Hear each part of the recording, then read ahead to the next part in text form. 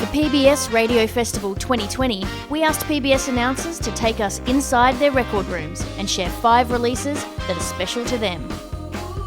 Introducing Tony Irvine. Hi everyone, this is Tony Irvine from IrvineJUMP, and I've been asked to talk about 5 albums that were an influence on me. And I've dragged out 5 albums, and as I'll explain, not all of them are in fact the albums I'm talking about. When I first got into music, I sold my entire record collection to buy the Juno right here.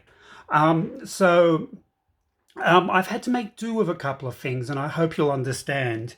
So the first album was originally by a band called Hot Butter.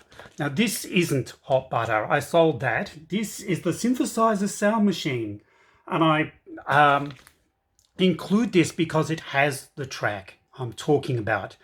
The original Popcorn was written in 1969 by a guy called Gershon Kingsley, but in 1973, after dozens of cover versions, Hot Butter had this version that was very successful, and it was played to death. And I was 10 in 1973, and we were sitting in a friend of my dad's car when it came on the radio, and I was obsessed. I didn't know what a synthesizer was. I was barely into music, but all I knew was I wanted more of that. And I spent years trying to work out how they made popcorn, which was, of course, with a synthesizer, and I had no idea what a synthesizer was for many, many years.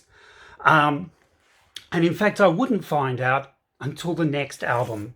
So the next one, again, is an album I don't have anymore.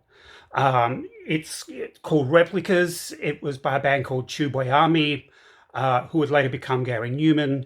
And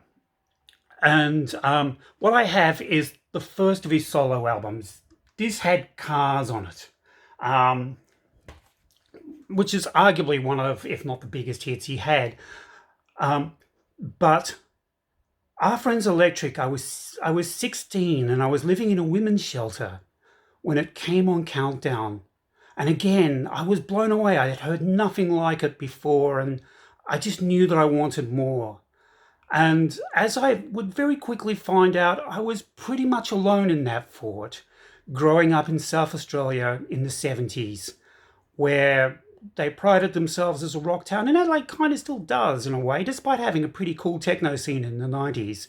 But Replicas, and in particular Our Friends Electric, was a huge influence on me, and I bought everything that Gary Newman put out right up until the album Dance, where I started to move on. And in fact, I started to move on when I heard an album called Metamatic by John Foxx, and even though it's not one of the 5, I'll very quickly grab it,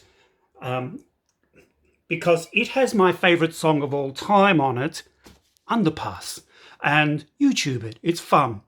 It's dark. It's not meant to be, but I love it to death. The third is a very personal LP.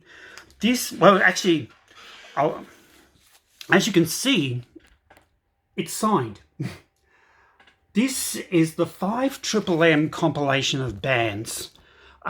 There's no dance music on it, or no electronic dance music. There's in fact only one electronic track. But I got my start at Triple M, and they're still with us. They're called 3D Radio. They're based in Adelaide, and they've been going for roughly the same amount of time that PBS has. And as you can see, my copy was signed by the announcers and staff of the time. So the program manager's signature's there. Our future station manager, Ewart Shaw, is there. My best friend from high school is in there.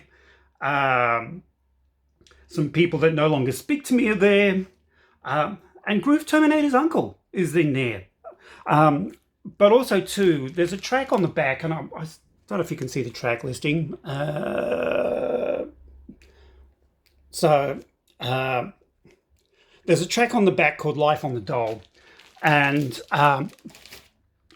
Most people hear it nowadays think, oh my God, they're trying so much to be British. But I love this track, and YouTube it. It's a rock track. It's not electronic at all. But I've covered it in the past, and I thought I would, like I said, it's a very personal reason to bring that album out, but I thought, well, what the heck. Rest in peace, Peter Bratt, just to know that, well, I loved your music. The next one is a single, in fact. It's not an album. And again, it's very personal. That's not my favourite track of theirs, but it's the only track they put out as a single. This is Adelaide band. I don't know if you can see that. There we go. This is Adelaide band Nouveau Block. They were a 6-piece when that single was recorded. But within a year, they would slim down to a trio. There were 2 guitarists, bass, vocals, drums. A year later, they were 2 guitarists and keyboards and vocals. That's it. Very electronic. But I have quite a history with 2 of the members of Nouveau Block. Bonnie Valentine, the lead vocalist, and I would be in a band together in 1985. It was called Zed, with Ash Wednesday of the Models. It was, well, one of the last bands I was in Adelaide before moving to Melbourne to pursue music.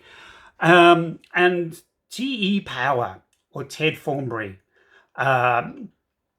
he worked with Ash, of course, in a band called Theolonian Music, which I adored and still do. But he started up a nightclub, and I was its DJ.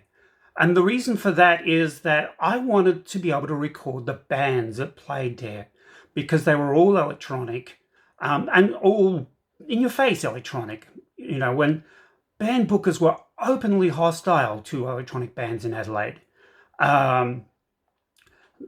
Metal bookers would assume that you were gay just because you played keyboards. But Ted was different. We sought out those electronic bands, and if they couldn't afford the stuff, Ted would make backing tracks for them. And so I have a number of recordings of bands, including some of Adelaide jazz musician Tubby Justice, before she got a jazz band together. So it's all her on vocals and Ted's backings on 4-track, I do believe. So that club ran for a year. I still have as many of the tapes that have survived. And Ted got my love of not only electronic music, but making electronic music. I don't think I would be a musician if it wasn't for Ted. And so I thank Ted, who I do believe is still with us. And speaking of struggling in bands in the 80s, this brings me to the last guys. I had the pleasure of meeting these guys in November. Fast forward to February, March, and the lead singer is dead. I was led to believe that he was a heavy smoker, but 61, that's nothing. But this is DAF. They were originally a 6-piece punk band, but by this, which is the 3rd album, they'd slimmed down to a duo. So that is Gabby Delgado, who, as I said, is no longer with us. And on the other side is Robert Girl, who is. Gabby did the vocals and Robert sang. And they were in your face. They had reel-to-reel tapes when they performed in the 80s. When they were here last November, they had a CD, which he put in a CD player and played and then drummed along to. As I said, this is actually the 3rd album, but it has De Mussolini, and De Mussolini was a track that just blew my mind. There's a lot of hidden meanings in there. There's double meanings in their songs, a lot of sarcasm. Their name, Deutsch-Amerikanische Freundschaft, translates into German-American friendship. And if you ever see their manifesto, it becomes pretty clear that they hate Americans. But like I said, growing up in Adelaide where something was that in your face and electronic it just blew me away. And there were a lot of bands that became successful when I was 18. Human League, Soft Cell, DAF, John Fox, who I mentioned earlier. But a lot of them haven't stuck with me in the same way that DAF have. And my German friends are quite surprised to find out that DAF are my favourite band of all time. And they often say, not Kraftwerk. Well, I love Kraftwerk, but DAF were more in your face and more energetic, more rhythmic, which is odd because Kraftwerk had two drummers. But I just can't explain any more than that, I guess. That's DAF. Well, that's my 5, or 5.5 if you count John Fox. I hope you've enjoyed what you've seen. And check out the other shows at PBS. I've got some new friends joining me tonight. It will be interesting to see what happens. This has been Tony Irvine for Irvine Jump on PBS.